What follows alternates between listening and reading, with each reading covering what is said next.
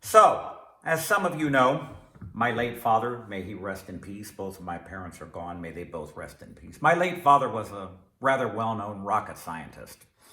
He was a chemical engineer by training. Later on, he was a high-level executive. He was his company's chief negotiator with the federal government, the Pentagon. And so he kind of rose above the technical ranks and became more of a leader, an administrator. Not an administrator, but an executive. Anyway, he comes home one day and he had a ritual with my mom. He would park in the driveway. We lived in Los Altos Hills, California, up a hill, and he'd walk around to the front door, and my mother, who was all of 4'11", would open the front door, and my dad, who was quite rotund, he was like two of me, no joke, he was heavy.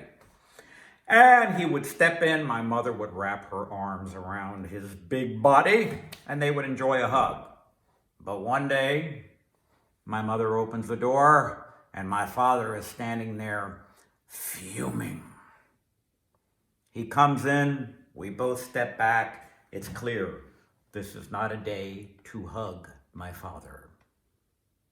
And my mother says, Gene, his name was Eugene, what's wrong?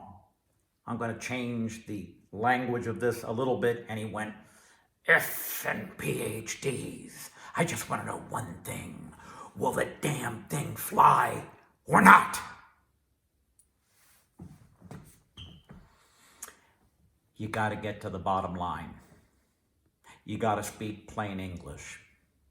You got to give people the piece of information they're longing for. Preferably, the less time you take to get there, the better. My father was a person who was capable of understanding astonishing complexity, but he needed to know the bottom line. So do your clients.